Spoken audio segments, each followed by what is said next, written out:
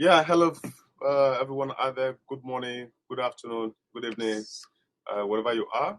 Joining us live from Lagos, Nigeria to be precise.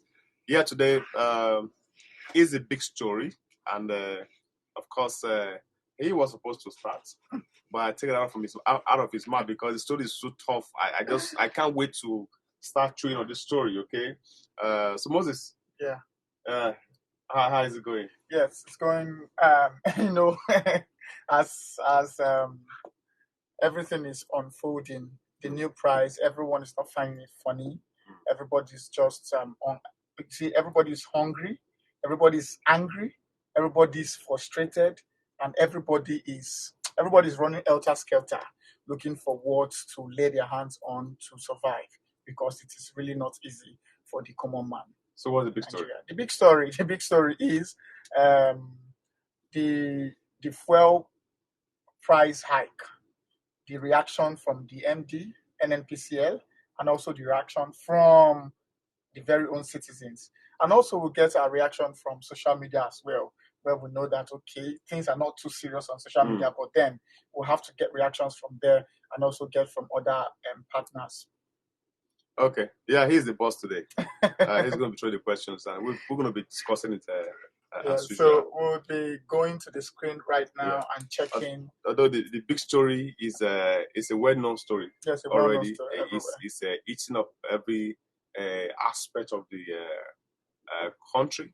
Of course, on my way to work, what I saw on the road, the luck I had was I was driving. Okay, but meanwhile my fuel was showing yellow reserve. Reserve on And reserve. I'm really scared. I don't know How you are going how I'm to? going to refill that car. Okay. Okay, so anger as petrol price hits 568 per liter in Lagos and 617 naira in Abuja and other states. From 560 something to from 460 something to now 568 in Lagos. I think in Lagos now they're still selling 617. Some filling stations are selling 600, some are selling 650, some are selling 630. Depends on the location that you are, and 617 naira in Abuja and other states. What is your take on this? Moses, to be fair, to be direct, I'm going to say first thing first. Whatever you are, so on behalf, I won't say on behalf of anyone, okay? Because this is intentional art, okay? It wasn't something that came sudden. It was planned and was perfectly executed. And as you see, the way it's going right now, the Leo, let me use the word, the Leo NLC, when they want to go on strike, they brought them in and said, no, we want to have plans for everybody. Just hold on for a few days and all that. They keep adjusting the dates. We can see that we have already stayed for 2 months already on this, when the price was increased suddenly. And the story had different angle. I mean, it was different angle. The very day the Mr. President made the announcement that fuel subsidy was gone, all the filling stations adjusted their price, their pump price. Even the price they bought as cheaper than what they have, what they're selling. They increased it, and nobody said anything. And they sold that one and buy again and still selling at the price, at the current price. So as at yesterday, the price changed again from that 480, like it was 488 naira from in Lagos State in some stations, like for example, NNPC, Mobile. These guys, they were selling at 488 naira, while others were selling about 500 naira and 5 plus. And suddenly we saw this new increase overnight. And I think before we continue with that, I think it's fair that we actually take the reaction from the MD NNPCL. The MD NNPCL, and it's let's hear from them. Let's know what their take. Why do we have sudden increase on this?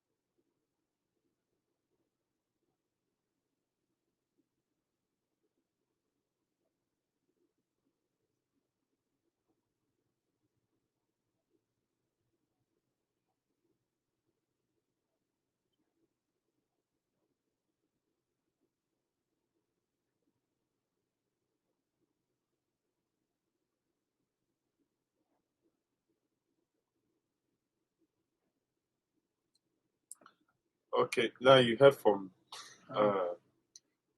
the horses. This is what horses smart, right? Yeah, of course.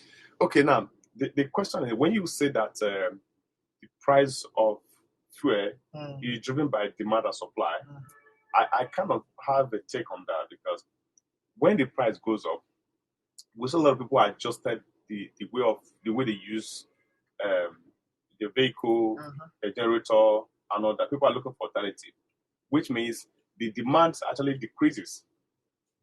So if it's driven by demand or supply, so when the demand increases, that we should be having this issue of increase in the price of fuel and all that. But that wasn't the case. But they are saying that it's driven by demand and supply. If it's driven by demand, how come that the whole price change all over? The price change all over. All over. Not just in one state or the other states. And then he said, Kerry said, the price hike is as a result of marketers increasing price. That means if you say it's marketers increasing price, that means there's no regulation of price. There's actually no regulation. So why is the NNPC there? Why is IPMAN there? They are there to regulate the price. That means if they supply to them at a lower rate, definitely they will sell at a lower rate. But if they themselves increases the price, that means who is the cause of it? It is NNPCL that is the cause of the hike in price. But he was just trying to, push blames. He was trying to say NNPCL is not the responsible for the hike in price. It is the marketers.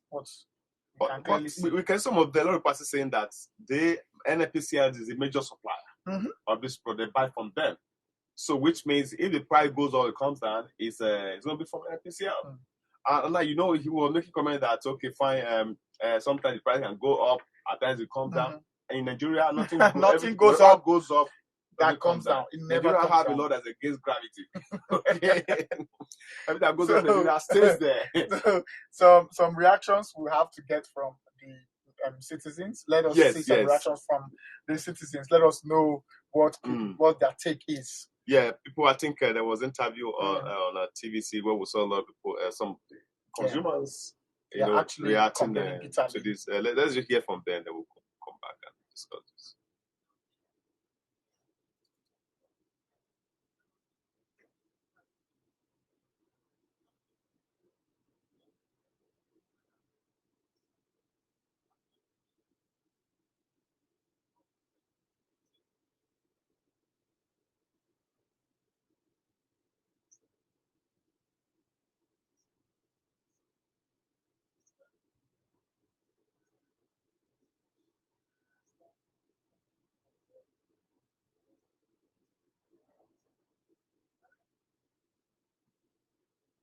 So,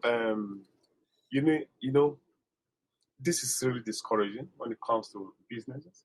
A lot of people that have been trying to manage our business all this while because there's no electricity. One man was talking about something yesterday, and I was direct to him then. So you are telling me that Nigerian price, as fuel price, is cheaper than any other country. I said, okay, fine, I agree with you. But we have this in our soil, right? We have this in our soil. If we have the cheapest, if it's cheapest in the whole world, it's not a crime. Because at the same time, this country you are comparing us with, they have stable electricity, good roads, and their minimum wage is like ×4, ×5 of hours here. Even the ones that government has agreed to, they have not implemented properly. And that was one of the demands of the NLC that fine, increase the minimum wage from 30,000 to 200,000. So if somebody earns 200,000 and you are buying for at 1,000 per liter, it won't bite too hard. Yes, you understand. You'll be able to at least manage yourself. Maybe budget like 50K. Okay, this is what I'm going to spend for transportation, for fuel throughout the month. Then you have 150K for other expenses. But right now, what you're going to spend for transportation during the month, throughout the month, is even more than your salary. More than your salary. So how do you expect someone to cope with that kind of situation? I was saying, you cannot compare us. You cannot compare us with another country. Until the right things are in place, the minimum wage is increased, we have stable electricity. When the situation whereby you know that the only thing you're going to be spending money on is transportation, when to fuel your car, not to buy fuel in your generator. You understand me? Of course. So I think these are the issues on ground, and I have my personal take on this. When the issue of a palliative measure has been put in place, that 8,000 naira will be given to 12 million Nigerians. So what happened to we are over 100 something million, right? Mm-hmm. About 120 something like that. 170 million, right? You now give 12 million. So what will not happen to 100 and to the rest people like us? The average man. The average man. So we keep, it doesn't make sense. I think they backtracked on that the money wasn't that because 8,000 naira. What is it going to do? That can even transport someone to work in 5 days. 5 days? 5 is too much. Today, someone was telling me that he paid 1,500 to CMS. Imagine. On his way back, he paid 3,000 to come back. Imagine. So the day you already spend 4,500. So that money can't even take you for 2 days. At all. So you now expect someone to spend that money for a whole month for transportation. Feeding.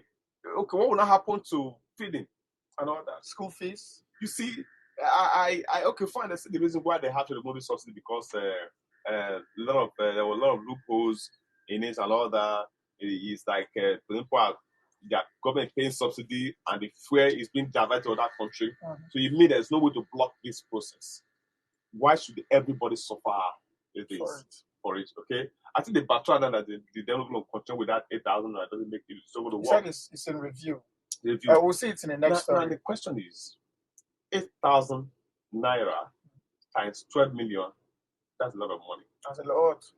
Okay, if it's not enough, why can't you just borrow it to an outfit and get it fixed? Get your refinery. At least one. Okay, so if the refinery are working at the optimal level, there won't be any issue of subsidy anymore. At all. That would be dead originally. So why can't we fix the refinery? I have a personal take on that. Everyone is actually everyone up there. They are working towards not getting the refinery fixed. They are working towards monopoly. They are working towards how they can steal money. There's absolutely nothing wrong in fixing our refineries. Yes. We can do that, get loan in 1 day and fix our refinery in a month. But nobody's talking about it. Why? Because they know where they are getting their money from. They know how to steal oil from our oil well. Now, people in charge of other private refineries, I will talk about Dangote. It's actually very sad that it is only one man that can produce oil in a country as big as Nigeria. Now, what do you call that? Monopoly? Because he will be the one to refine our oil and then supply and sell to us. Now, if he's going to sell, he's not going to sell lesser than what we are actually paying abroad. It's business. He's going to sell higher. It's going to make profit now, thereby monopolizing the supply chain of oil. You know, when you look at what the cost to construct a refinery, most of the money was through loans and all that. He needs to pay back his loan. He needs to pay back his loan. He has to do his business. The best option is still for the federal government to fix our refinery. Our own. If it's not enough, look for alternative to build another one. It's as simple. That's simple. That's the only way out of this hardship. Of course, we saw the LP talking saying that fuel price increment beginning of hard times. You know, before I was telling everyone that the previous increase, right, that the 488, that the pain of that increase has not even started at all. Because what the initial pain was that the fuel price, the cost of transportation changed, right? But the impact on foodstuff has not taken effect. It's going to take a month plus for that to take effect, because people must have sold that. You have to sell whatever you have in stock. So when you now buy new stock, that is when you now factor the price of the current transportation, everything inside that to sell. So that has not even taken full effect, and this is coming. What I heard in the news is that the federal government is trying to regulate food prices. But how do they mean by regulating food prices when you have increased petrol price. So do you want these people to buy and then sell at loss? It won't be their fault. It is not their fault. The government has to do something about this immediately, because you cannot keep on increasing. And they even said it will continue increasing. And I heard somebody in an interview saying that it won't. We should not be scared. It just increase a little. Everybody's already scared. We should not be scared. Everybody is scared and angry. In fact, I was so shocked. Somebody will start dying. I was so shocked when I got to the bus stop today. I was about, because nobody takes cars to work again. Everybody jumps the commercial buses. And this commercial buses have also increased. They have increased their price. I was so shocked at the price. They told me from there to here is how much. I was like, I don't understand. Most, let me tell you, a lot of people lose their job. That's just the truth. And now, in some place, I was at one of the supermarkets a few days ago. That's at the supermarket. I forget here. Okay. You know, we ended up having so hot. Before, it used to be very chill, right? Chilled, yeah. It's not hot because they can't power their bigger generator. They use a smaller one just to power few freezers and all that.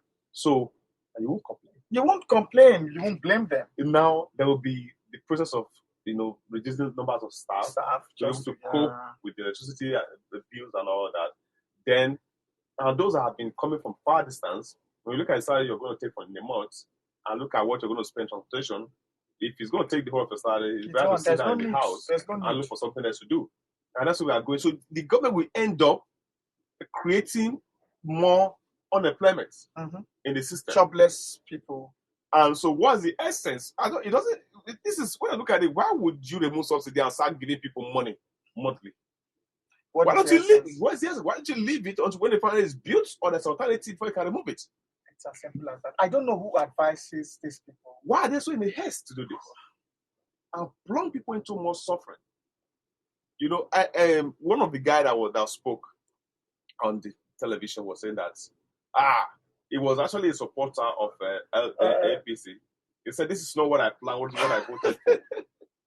This is not what I voted for." Yeah, he started regretting. I for not vote to. It was what I voted for. Somebody said, and I never see Shege Pro Max. Shege Pro Max. Then again, one of the guys, when I got to a filling station, and he got there, and they told the man the price of fuel, and the other guy now asked him, "Where is the session for APC members? Where is those are voted for APC? Those are voted for APC. Where is the conference? Let me go and buy there." Everybody would suffer. Everybody would suffer. So everybody started laughing. So if you like, vote for APC, vote for PDP or LP. As long the person you vote for does not have you at heart, you will suffer. Yes, everyone will suffer it. Everyone will suffer it. So this is what is on ground right now, and people are crying. Some people, they've not got vehicle to their job to go to work right as you speak, because they are pricing the vehicle. The price is different. They don't know what to do. Just standing, waiting for opportunity to get a better one that is cheaper. And to be very fair, my friend, yesterday, a place where you can actually buy fuel of like 3,000 and go and come back. I bought for 10,000. Before I got to that place, I came back to the house. At the first ID, it was showing 10,000. A place I normally buy for 3,000 and go and come back.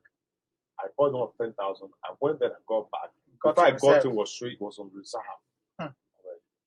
So now it is really appalling. It's serious. It's appalling. So what's the way forward? I also knew that NLC, they've shown further negotiation with the federal government as regards this issue. You know why I really do not believe on NLC. I don't believe in NLC or TUC, because by the time they rise up again, someone will have to buy them and shut them up with money. They did that before, and they called them to a closed-door meeting. They bought them, they paid them, of which I know very well, and they shut up. They didn't. We're not too sure if they were paid, but we know that something happened. An insider will have to tell you. That is how news. But I know something happened. Something happened because they plan to protest. They embark on strike, indefinite strike, and when they started that meeting, they came back. We started hearing the story. We'll give 2 weeks. From 2 weeks to when they were giving that 2 weeks, the federal government was busy going to court to to tribunal. ask NLC not to to stop embark the on strike. strike. So at the same time, it's okay till 19th of June. 19 has passed, and we came out from that meeting, and we know, of course, something has happened, and it showed ineffectiveness of NLC. I can remember this one thing I can't forget about Adam Oshomole. It was his time. That price, I know that was what happened then. They would bring the price to a certain level and agree on a particular level. Yes. And so, okay, let's leave it here first. You suspend the strike, let's leave at this price first. And to remain there for some time. But this one, they went for this meeting, nothing to write about. And this, I just hope that with what we are seeing right now, they're showing further this negotiation, they should do what is right. What would Nigeria need then is that embark on strike, force government to think twice, but people are suffering. Shut everything down. Nobody can sustain this right now. Nobody can sustain it. It's just not sustainable. A business will collapse. That's just a fact. So it's a big story, and it's biting hard. So we hope that something is done fast, so that it doesn't get out of hand. Because this is like pushing Nigeria to the wall. And once they are tired, something really drastic will happen. Yeah. Something really drastic will happen. Okay, we already have the big story. We've heard from NNPCL MD. We've heard from motorists. We've heard from consumers also. We also heard from Labour Party, the opposition party of Labour Party, of the opposition party of APC. This is where we'll call it a stop, and in the next hour you will join us for more news and details on the way forward in Nigeria. This is Prime Media Studios, and I am Moses, and this is my colleague here, Prosper, and together we are saying thanks for joining, and we'll see you in the next hour. Thank you.